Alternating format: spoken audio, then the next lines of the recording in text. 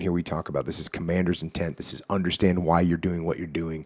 This is task and purpose. This is a whole bunch of things wrapped up. And this is how Mao says it. I say people got to understand why they're doing what they're doing. And Mao knew the same thing. Here's what he said. In a war of long duration, those whose conviction that the people must be emancipated is not deep are likely to become shaken in their faith or actually revolt.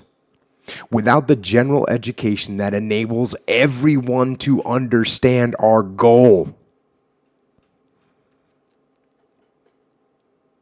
If anyone's sleeping right now, wake up and listen to this. Without the general education that enables everyone to understand our goal, the soldiers fight without conviction and lose their determination. Your people, if you're in a leadership position, have got to understand why they're doing what they're doing. They have to. Or they fight without conviction and lose their determination. Again, this is just,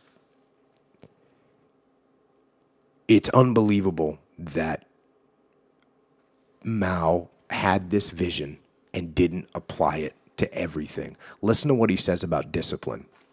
A revolutionary army must have discipline that is established on a limited democratic basis.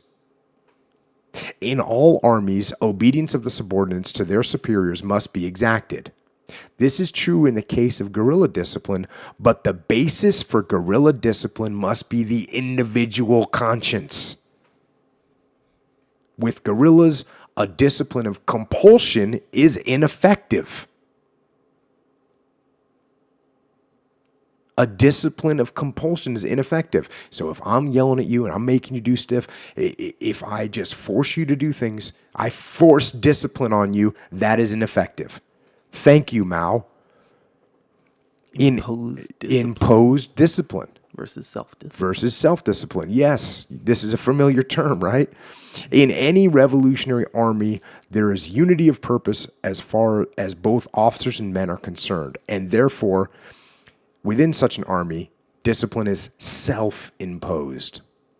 Although discipline in guerrilla ranks is not as severe as in the ranks of orthodox forces, the necessity for discipline exists.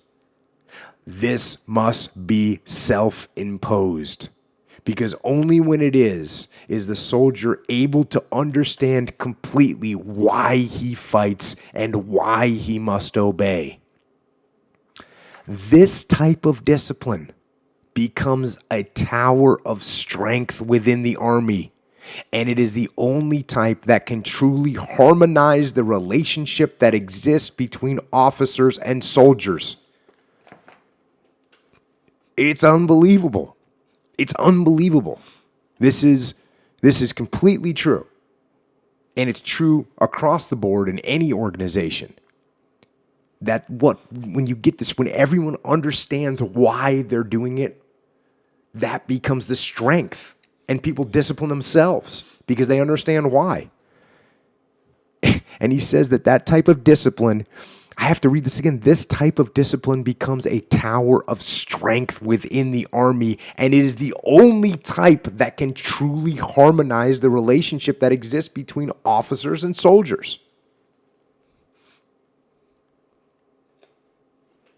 And he goes on to say this, in any system where discipline is externally imposed, the relationship that exists between officer and man is characterized by indifference of the one to the other.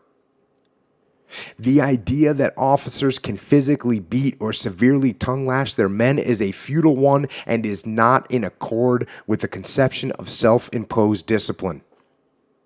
Discipline of the feudal type will destroy internal unity and fighting strength.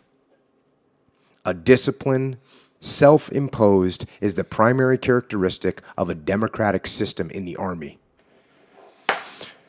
Unbelievable that he wrote these words and ran his nation the way he did. It's unbelievable. As a matter of fact, I hope some revolutionaries over there are listening to me and saying, you know what? I think we missed the mark a little bit. Mao didn't mean that. Mao didn't want us to beat and torture people to get them in line. I could go back against them with Mao's own words. Let's go toe to toe. Get some freedom.